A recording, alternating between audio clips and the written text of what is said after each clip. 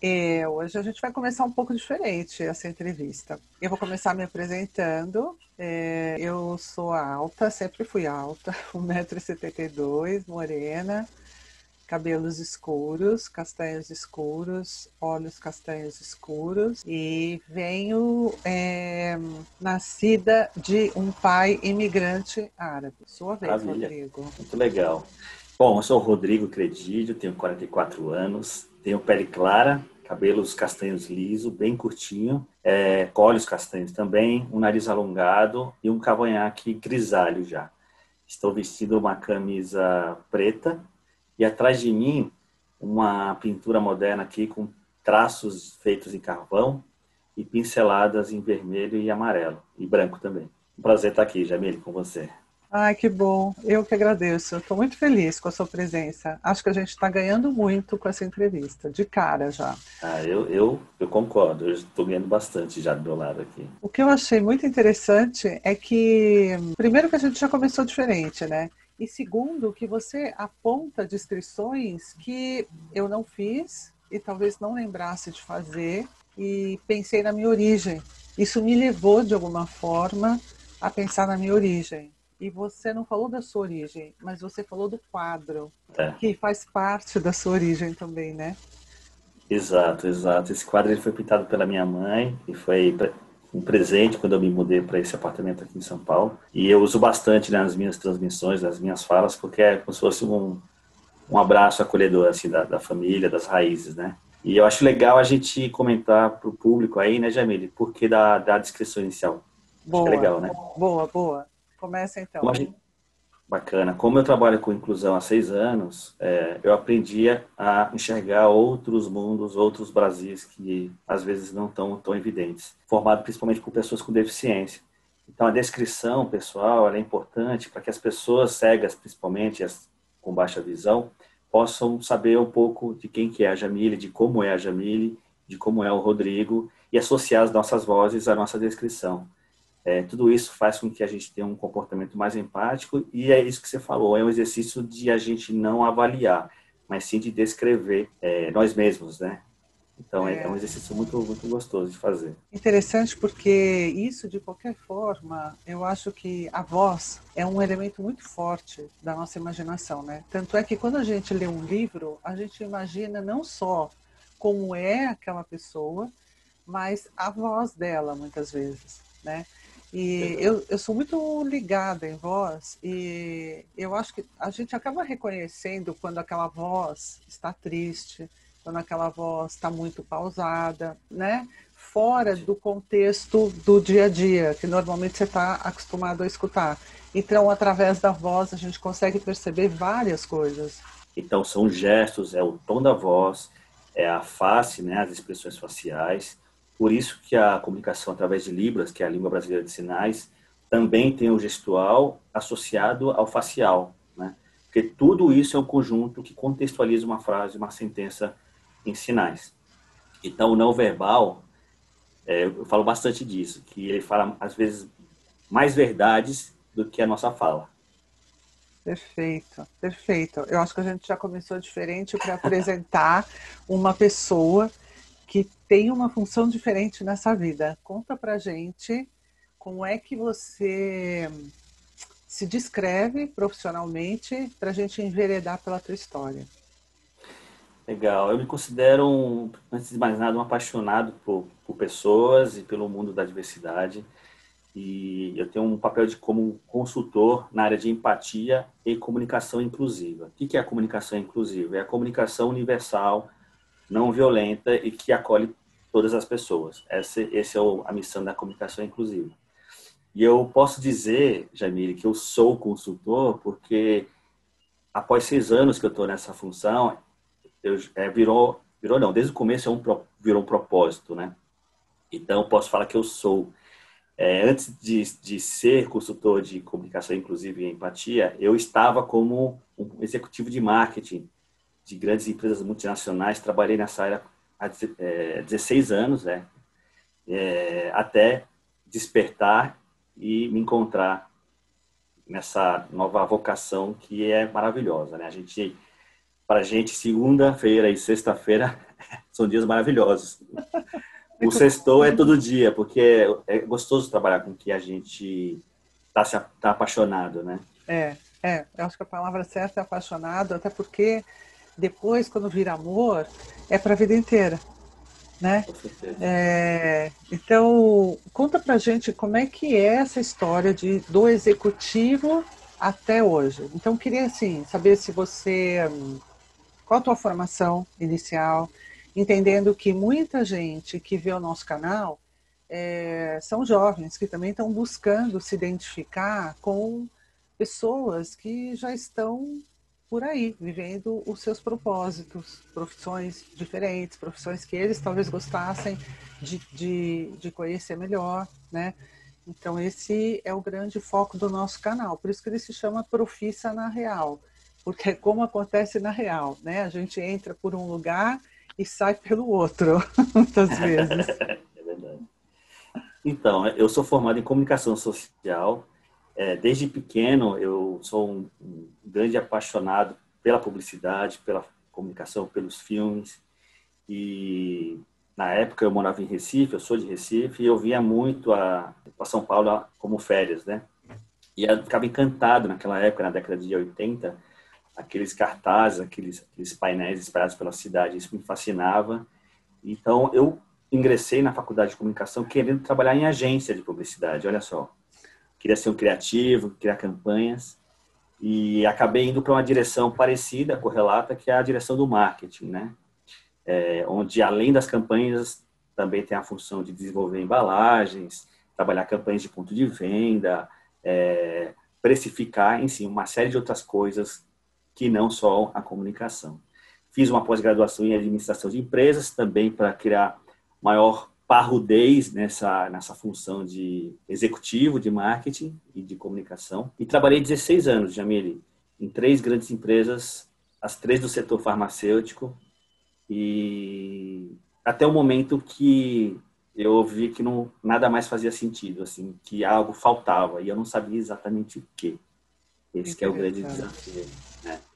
Eu tinha Um buraco, né, Rodrigo? É um buraco. é, um buraco, e assim, e a gente não entende, porque a gente tem, na época eu tinha um salário maravilhoso, carro da empresa, bônus, enfim, foi um momento de crescimento do material muito grande, né? Mas eu acho que o espiritual, né, a alma ficou um pouco de escanteio, e aí vem esse vazio, e a gente não entende como assim, eu tenho tudo, mas o sentimento é que está faltando alguma coisa. E aí eu comecei um processo de coaching associado também a um processo de terapia. Eu andei mais ou menos simultaneamente as duas coisas, e foi maravilhoso, porque eu comecei a olhar para mim, né, para dentro de mim, até resgates de infância, de coisas que eu adorava fazer, brincar, e isso foi aflorando a ponto de começar a me guiar para onde eu deveria ir, né? E eu não sei se eu já posso avançar nessa parte da minha trajetória profissional, posso? Pode, fica à vontade. Então, eu estou falando mais ou menos de um período ali de 2012, 2013, que foi justamente esse período de reflexão, de repensar a vida. Eu estava no processo de gravidez com a minha esposa, né? A gente estava também para sermos pais e mães de primeira viagem. E tudo isso se somou e fez com que eu me abrisse para o universo. Eu costumo falar que quando a gente se abre à procura de um propósito, de algo realmente que ressoa no nosso íntimo, vem. O É isso universo mesmo. manda para a gente. Às vezes pode demorar um pouquinho mais, mas vem. E foi assim que chegou para mim essa questão da inclusão e da empatia. Eu fui chamado por um amigo para visitar uma feira voltada para tecnologias assistivas e acessibilidade. E como naquela época eu já estava fora do mundo corporativo, estava fazendo uns trabalhos como autônomo, estava com um monte de tempo livre, e falei, vamos ver o que é que há nessa feira. Vamos E passear. vamos passear, né? Entrada franca, melhor ainda. E ao entrar pela catraca ali, pela roleta, eu senti algo diferente, assim, uma emoção muito diferente que me tomou o corpo inteiro. Parecia que eu estava voltando para o meu ninho, assim, sabe? Que eu tivesse passado muitos anos fora do meu ninho e tinha regressado. E ao ver aquelas pessoas com deficiência transitando para lá e para cá, pessoas com cegueira, com surdez, em cadeira de rodas, E eu fiz dessa visita uma grande experiência de pesquisa de mercado. Como isso? Como um bom comunicólogo e marqueteiro, comecei a abordar as pessoas nos corredores e nos estandes, né, para entender, mas como assim? Que mercado é esse? Existem oportunidades para as empresas de venderem seus produtos para pessoas com deficiência? E você, pessoas com deficiência, se sentem respeitadas? Como é que é isso? Eu fiquei muito curioso e muito envolvido com tudo que eu ouvia. E aí, ao final do dia, passando pelo pavilhão, indo embora, eu falei, é isso que eu quero fazer. Quero abrir uma empresa para atender, para incluir pessoas com deficiência. Mas não sabia exatamente o caminho a ser trilhado, né? Só tinha aquela ideia, aquela vontade de fazer, mas ainda era só isso. Sabe que, vou dividir com você, eu um dia eu vou contar a minha história nesse canal, mas por enquanto, isso que você falou me fez lembrar de quantas vezes eu me inscrevia nos cursos quando eu estava na transição, porque eu também fui publicitária. Aliás, fui não, né? Sou, porque isso não sai da gente, né, Rô? Não tem jeito. O olhar técnico, a vontade de dar palpite em algumas coisas que a gente vê na área de comunicação, entender como é que as coisas aconteceram, enfim. Mas voltando para a minha história, eu muitas vezes, na transição de carreira, eu procurava, eu buscava coisas que eu nem sabia o que eu queria encontrar. Então, era uma busca muito engraçada, muito intuitiva, de ficar observando, olhando as coisas, ouvindo, parece que mais coisas do que normalmente eu ouviria. Eu entrava em alguns cursos para fazer e naquele momento do esquenta, do tipo, fala por que você está aqui, a expectativa, etc. e tal. Eu muitas vezes respondia, eu de verdade nem sei por que eu estou aqui. Eu sei que eu senti vontade de entrar e, sei lá, tipo isso, né? Eu sei que eu tenho que estar aqui. Era esse o sentimento que eu tinha e, de fato, depois que os cursos terminavam, eu me sentia mais recheada, assim, parece que esse buraco que a Mais gente plena, né? Mais plena. mais plena, exatamente. Tipo assim, eu vim para fazer o que eu tinha que fazer nesse curso, que era entender alguma coisa que eu também não sabia direito para que servia, mas as coisas foram se encaixando. Então, de forma muito intuitiva, eu fui permitindo ser levada por isso, sabendo que não era um processo só racional, né? Existia o processo racional, porque existia uma escolha de sair da onde eu estava para me tornar uma outra coisa. Mas o que, onde, como fazer, as coisas foram se apresentando. E Esse aí, frio na barriga é gostoso, né? Porque a gente sabe que está no caminho, a isso, gente ainda não sabe como caminhar esse caminho, é, mas a gente vai avançando, né? é, E eu acho também, Jamile, que com o avançar com o tempo, com o amadurecimento das pessoas, a gente vai ficando mais sensível a percepções de algumas coisas sutis, alguns sinais, né? é. A gente fica com uma visão um pouco mais abrangente e a gente consegue captar coisas de uma forma mais fácil, né? Aqui eu acho que minha intuição fala que não é para ir, tá falando para ir por aqui, né? É. Então, isso é muito legal também.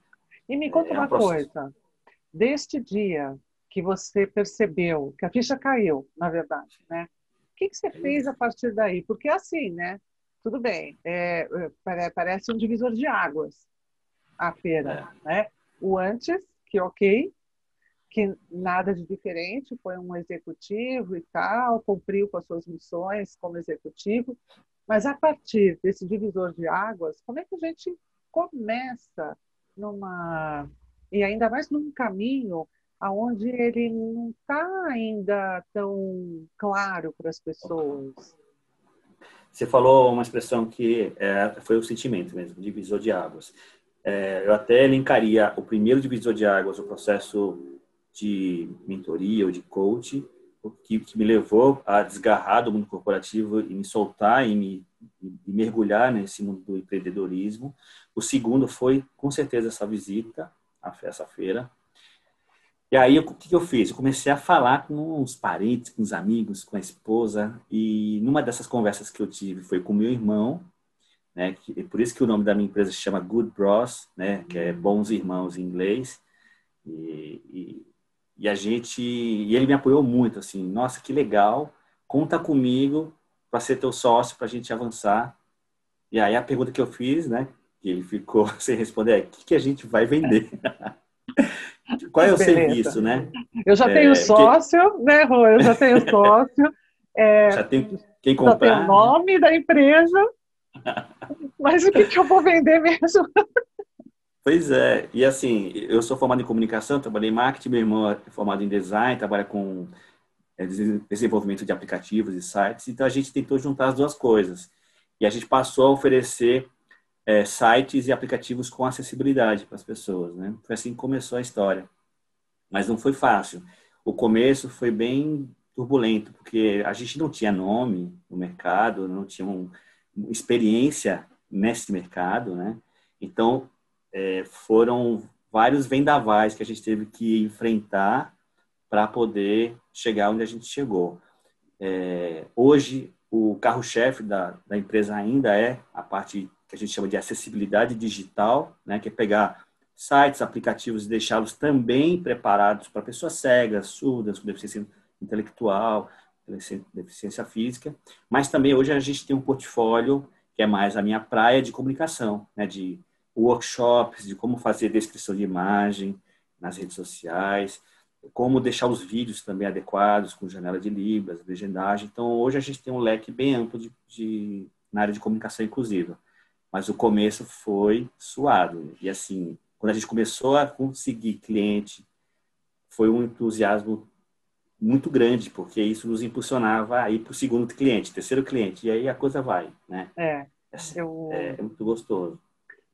eu acho que aí a gente vai tendo, vai ficando mais autoconfiante também, vai gostando mais, vai entendendo que é esse o caminho, né? São sinais de que as coisas vieram para dar certo, né? E acho que a gente precisa acreditar, precisa acreditar. Se a gente não acreditar, as coisas não acontecem. Isso pode ser no mundo racional, no mundo espiritual, uma coisa mais intuitiva, não importa, seja o que for. Se você quer trilhar aquele caminho, você tem que acreditar que é capaz de fazê-lo, porque senão não vem. Você mesmo se boicota antes das coisas acontecerem, né? Senão, Verdade. a gente começa a colocar tantos empecilhos na frente de cada cliente ou de cada empresa. Não, a empresa grande não está pensando nisso. A empresa pequena não tem dinheiro para pagar. A empresa média, sei lá, a gente inventa uma outra desculpa qualquer, mas a gente sempre vai criando desculpas para se auto-sabotar e não fazer o nosso projeto para frente, né? Com certeza. Então, queria que você me falasse um pouco mais sobre essa história da comunicação inclusiva, porque acredito que é um tema muito relevante hoje em dia e que poucas pessoas têm contato ainda com isso. Tipo, a gente escuta falar, a gente vê agora muito mais na TV, né? Alguns Sim. profissionais fazendo as libras e tal, mas de verdade é assim, eu contrato isso para qualquer evento, como é que eu faço meu site virar inclusivo?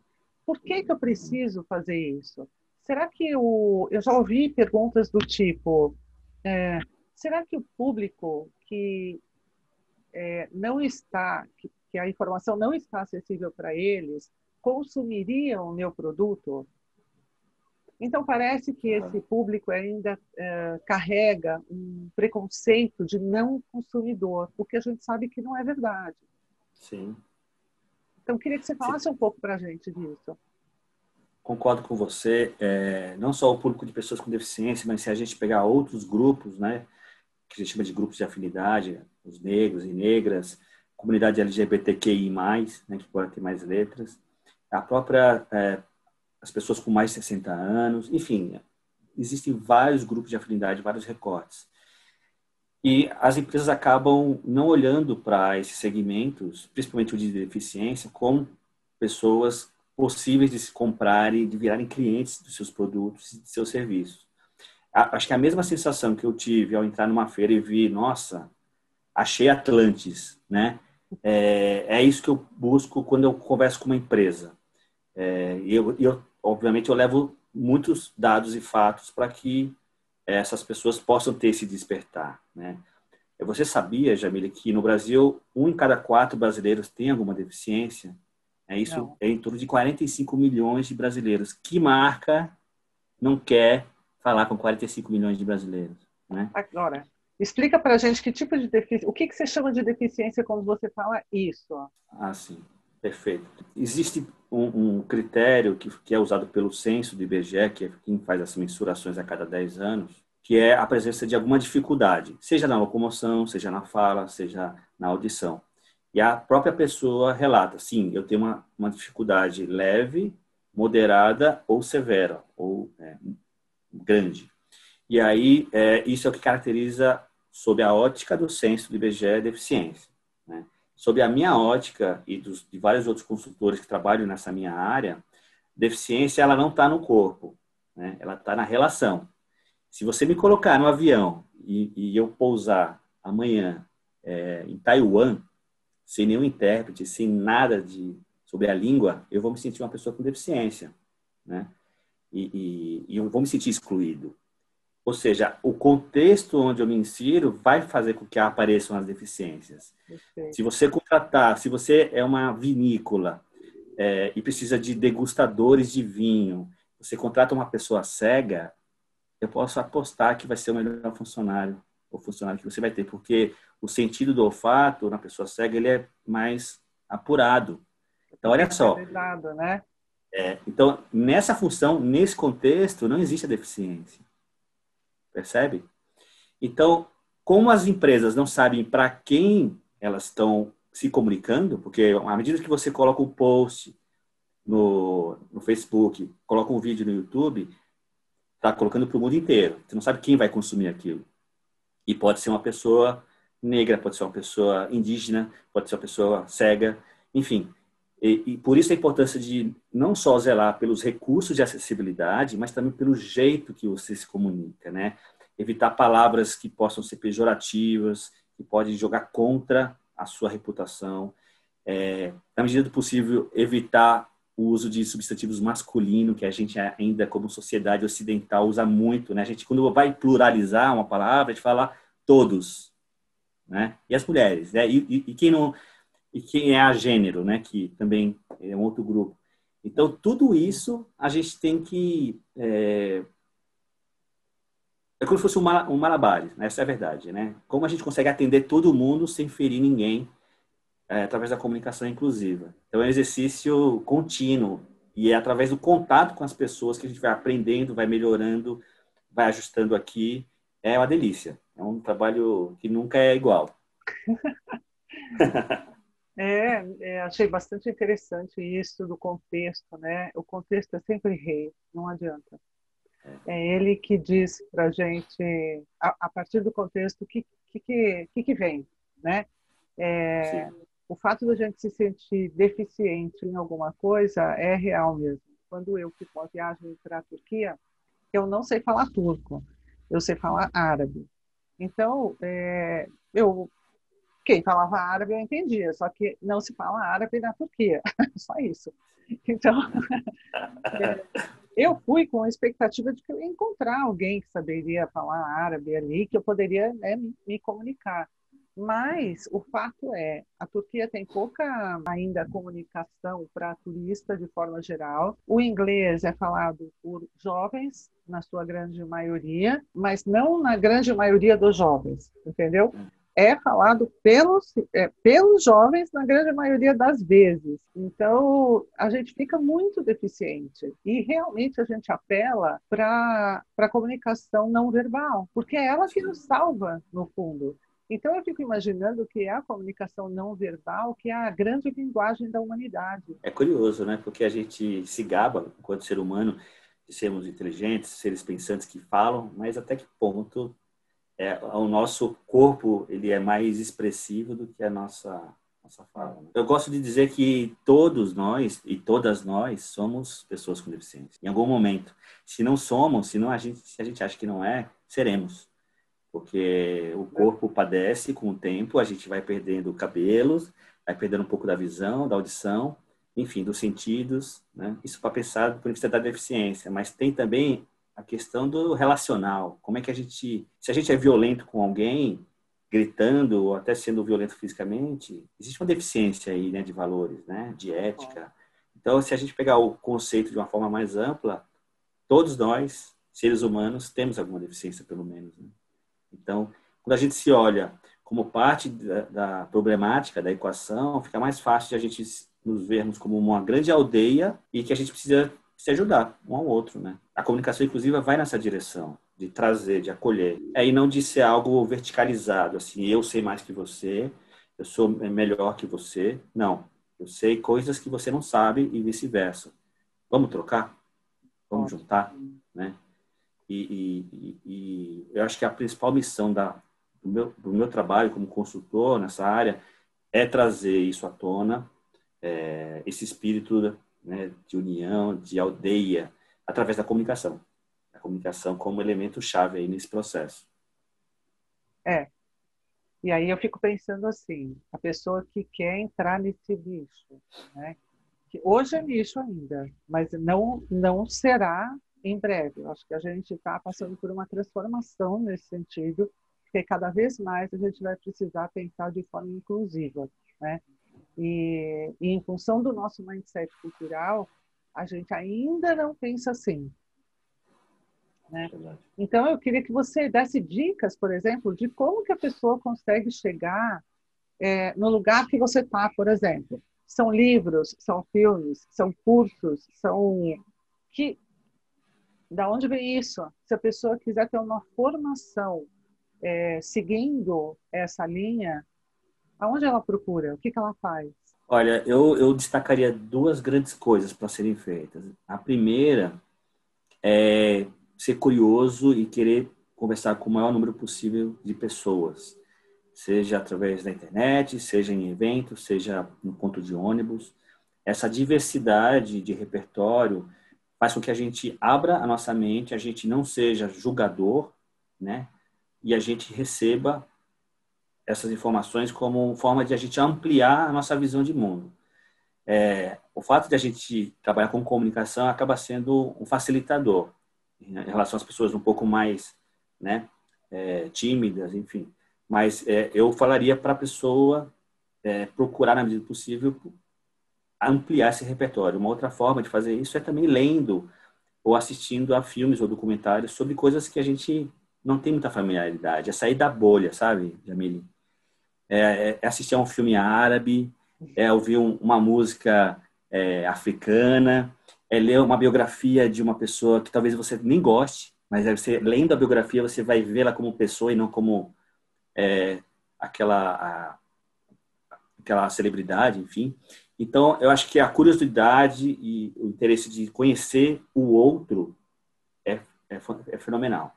E do ponto de vista de leitura, um livro que eu li até recentemente e que tem ajudado bastante nessa amplitude de visão é o Comunicação Não Violenta. Esse é o nome do livro, Comunicação Não Violenta, do Marshall Rosenberg, que é um psicólogo norte-americano, que fundou a CNV, né?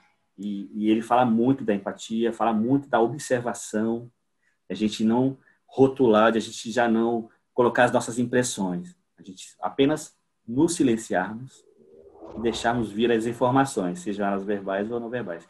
Então, é maravilhoso. É um livro de cabeceira. Recomendo não só para as pessoas que querem trabalhar com diversidade, mas que são professoras, professores, que são pais e mães, porque ele fala de gente, ele fala de ser humano. E é maravilhoso. Rô, eu fiz um workshop de CNV certa vez e percebi o quanto eu estava acelerada fazendo o workshop. Porque esse estado de observação é uma coisa impressionante. Quando a gente abaixa a bola e a gente começa a se perceber, é muito parecido com o estado de mindfulness, que quando você começa a meditar, que você não precisa entrar em nenhum estado meditativo, mas o mindfulness te fala, se observa, né? Perceba se você está com alguma dor em algum lugar. Perceba a sensação da cadeira nas suas costas. Perceba o fone de ouvido quanto me incomoda pessoalmente, né? Então, assim, observe, né? Se auto-observe. Observe o outro. Perceba em que ambiente você está. A gente não para fazer isso, né? Então, é outro ritmo, é outra pegada. E aí eu vou juntar com o que você falou, o estado de presença, que eu falo muito nas sessões de coaching, do quanto é importante para a gente parar de automatizar o estado de presença, né? A escuta ativa. O quanto eu preciso estar com o meu ouvido aberto e, portanto, de copo vazio para conseguir receber de você o que eu preciso receber. Perfeito.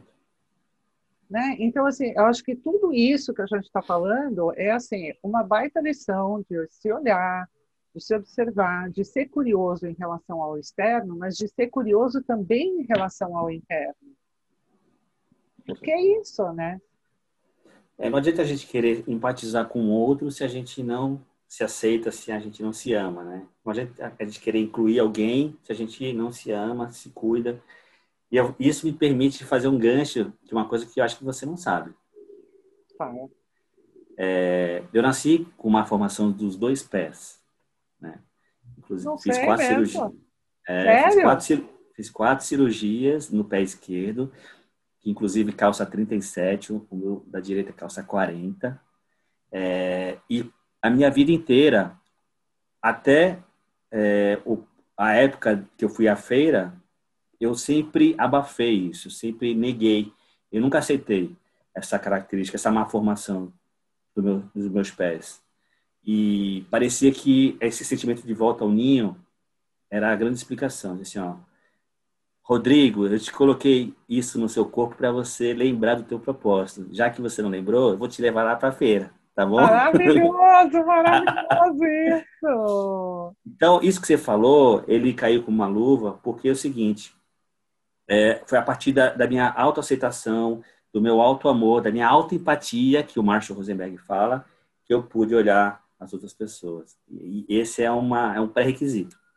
Então, se eu pudesse colocar essa terceira dica aí, né, falar com pessoas, ampliar o repertório, ler o livro do Marshall, seria esse, de você fazer justamente isso que você falou. Fechar os olhos, nos percebemos, como estamos nos sentindo, será que estamos felizes conosco mesmo, né, com a gente mesmo? Então, esse processo, ele aconteceu comigo e eu vejo quão importante ele é para que eu continue caminhando. É um fluxo que sempre se retroalimenta, né? É a gente, o outro, a gente, o outro. Eu fico pensando que o nosso propósito ele está sempre ligado à nossa cura, né? É Nossa, impressionante isso. A gente anda atrás do propósito como se ele existisse, se ele pudesse existir concretamente e a gente pudesse pegar, né? Porque a gente é muito consumista. Então, a gente fica em busca de alguma coisa que a gente possa entrar numa loja e o propósito está lá numa prateleira, a gente pega, leva para casa e fala assim: agora eu vou vestir o propósito, ou agora eu vou comer o propósito, porque assim eu vou sentir e eu vou estar ok. E eu vou compreender a partir daquele momento que o propósito já está comigo, é né? maravilhoso. Você falou tudo, Gemelli, e essa analogia é perfeita. Eu concordo 100%. E aí, no final, a gente está sempre em busca da nossa cura. Então, é isso que você trouxe. Enquanto a gente não se aceitar com as nossas imperfeições, porque a gente parte do princípio de que somos seres imperfeitos, não somos Sim. divinos, né? Não temos essa pretensão. Aliás, cada vez mais não temos essa pretensão, né? Porque a gente está trabalhando com a nossa vulnerabilidade o tempo todo. E o que Sim. nos torna vulnerável é a nossa própria força. Então, assim, a gente é cheio de contradição. Então, a gente nasce de um jeito, aí a gente quer esconder aquele jeito. É a mesma coisa que eu tentar esconder a minha cicatriz na cirurgia do coração que eu fiz. Então, as pessoas falavam para mim assim: é engraçado como você não põe nenhum colar, você não coloca uma blusa que esconde a sua cicatriz. Mas para quê? Para quê? Faz parte de mim, né? Faz parte. Isso foi tão importante para a minha descoberta, para o meu desenvolvimento. Eu costumo dizer que toda doença é a própria cura, né? Porque ela Muito legal isso. extrapola o espírito, né? Ela Sim. extrapola o emocional e ela vira uma doença física. É, Que, na verdade, a verdade. gente já está doente internamente, né? É a minha forma de ver a vida, é claro. É muito pessoal Aham. isso. Então, quando isso vem para fora, é porque está na hora de curar. Tipo, você não enxergou até agora, então agora enxerga. Né? É Para mim, verdade. é essa a mensagem. Acho que tem uma frase não sei se é do Jung, é alguma coisa assim. Se você quer ver, fecha os olhos. Alguma coisa assim. Porque daí, a partir do fechar dos olhos, que a gente olha para dentro da gente, né? E as respostas vêm. O processo de coaching ele, é um processo de tirar de dentro, né? As respostas estão com a gente e É. através da habilidade que vocês têm, a gente vai nos ensinando. É muito legal o processo, né? É justamente o que você falou, né? Não esqueçamos que o antídoto do veneno da cobra veio da própria veneno da cobra, né? Então é muito louco, assim. Às vezes as respostas estão onde a gente não procura. Exatamente, a gente não procura. Que É, legal, muito bom. E me fala uma coisa, ter sido publicitário e ter feito a transição, claro, você não deixou de fazer sim. comunicação, né? De alguma forma, Uhum. comunicação inclusiva, mas só dá para fazer a comunicação, mesmo que não fosse inclusiva, porque você teve toda uma experiência anterior. Então, quero te perguntar assim, o quanto foi importante para você ter tido essa primeira experiência? Eu vou te explicar por que da minha pergunta. Tá. Muitas vezes os meus coaches, eles me perguntam assim, tá bom, eu quero fazer transição de carreira, mas o que eu faço com tudo que eu já fiz até hoje? Eu jogo no lixo? Nossa, é muito legal você perguntar isso para mim, porque no começo da empresa eu não tinha isso muito claro, da importância de a gente usar o ferramental que já estava dentro da mochila para a nossa nova expedição. Eu achava que tinha que começar do zero, né? E aí, o que eu comecei a oferecer? Eu ofereci um pouquinho de tudo. Essa parte eu suprimi, mas vou contar aqui. Teve uma época, acho que foi em 2000, no começo da empresa mesmo, assim, no segundo ano. Tudo que era acessibilidade eu queria fazer. Recrutamento e seleção de pessoas com deficiência, faço. Você faz rampa para acessibilidade, faço. Então, a paixão se sobrepunha a tudo e até o racional. O que começou a acontecer comigo? Comecei a ficar perdido, desmotivado com a minha própria empresa. Olha só que doido. Quem faz E tudo aí, não faz nada, né, Rô? exatamente. Se você não foca, você não caminha, né?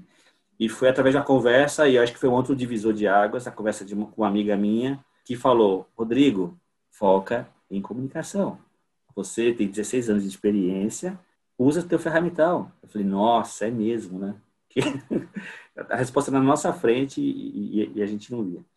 Então, de lá para cá, houve uma guinada brutal. Todo o ferramental, todo o aprendizado que eu tive enquanto gerente de marketing, eu trouxe para esse momento e hoje, nossa, a companhia cresceu bastante, eu me sinto mais empoderado, mais seguro. Então, nada na vida é por acaso. Nada. E não pode ser desperdiçado. Se eu hoje pego no pé de gerentes de marketing que não fazem campanhas publicitárias pensando na pessoa negra ou pensando na pessoa cega, é porque eu sei, é que eu nunca fiz quando eu era, né? Então eu sei não só que eu estava sendo injusto e só enaltecendo a desigualdade social, como também eu estava naquela época cego, fazendo um trocadilho aí, a um mercado gigante. Por que não vender para a diversidade, né? Todas as pessoas consomem, compram, comem, estudam. E isso ficou muito evidenciado, a importância de a gente usar a experiência. Nada se perde. No mundo se perde, né, Jamile? É, Tudo se transforma, né? exatamente. E eu acho que aí, a gente já caminhando para o final, eu acho importante a gente colocar o nosso papel social aqui na entrevista, sabe? O quanto a gente precisa desse papel. A gente não pode fazer de conta que ele é menor, fazer de conta que ele não é nosso. A partir do momento que a gente nasceu e a gente está numa sociedade onde tem tantas faltas ainda, é obrigação de cada um ter o seu papel social. Não importa aonde, que foco, para quantas pessoas, não importa. Mas começa fazendo alguma coisa. Começa a enxergar o quanto você pode contribuir com o outro, né? E eu acho que o trabalho, ele tem esse papel social embutido nele. E está na hora da gente colocar isso de forma mais aberta. Então, se a empresa não faz, a empresa que você trabalha não vê o papel social como um valor cultural dela, eu acho que então tenha para você, como pessoa física. Que tipo de diferença você pode começar a fazer nesse mundo? Concordo, a gente não pode desistir e nos enfraquecermos diante do não do outro, né? Que o não nos fortaleça, né? Senão, a gente vai ter mais do mesmo e as desigualdades continuarão a acontecer. Eu acho que sair da zona de conforto é a nossa grande missão, né? Porque a partir dessa movimentação, a gente aprende, a gente ajuda. E nós que somos de comunicação, você fala isso, né, Jamile? Nós somos de comunicação, nós temos essa missão, essa incumbência de trabalhar justamente esse aspecto dentro da nossa realidade. E cada um tem o seu dom, o seu talento. Né? E que cada um fazendo um pouquinho vai fazer com que haja uma mudança brutal, né? Porque Então, cada um é bom numa coisa, né, Rô? exato, com Então, certeza. faz aquilo que às vezes é tão fácil para você, faz. Não é porque é fácil que é ruim, não. O talento está no fácil, ele vem muito fácil. Então, Sim. vamos valorizar isso também, né? Eu fico muito grata que essa próxima geração que está vindo de jovens, eles são muito... eles trazem a empatia dentro deles. Eles estão muito preocupados com o mundo, com a sustentabilidade, com aqueles que precisam mais.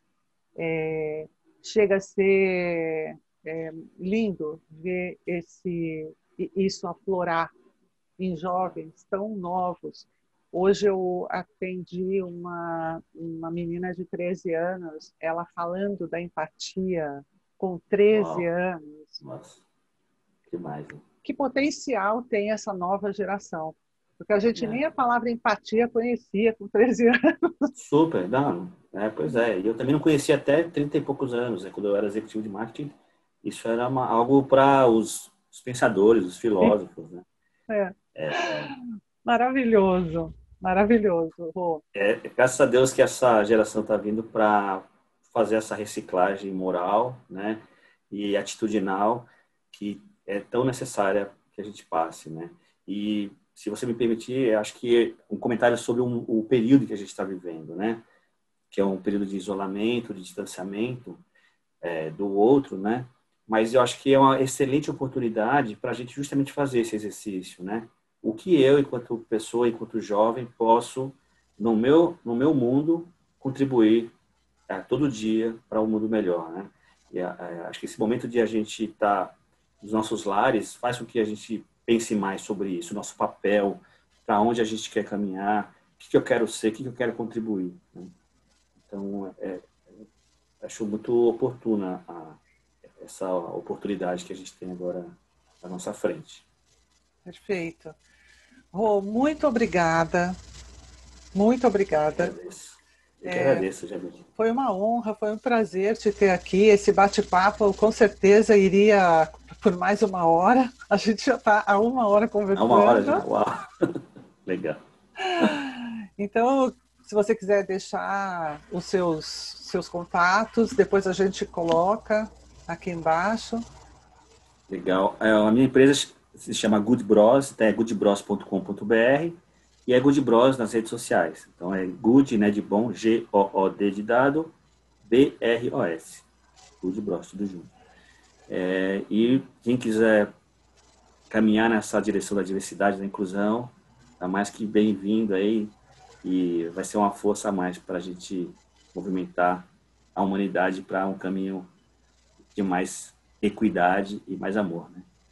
Perfeito. Muito Gratidão, obrigada, viu? que agradeço, foi ótimo. Beijo. Beijo grande. Tchau.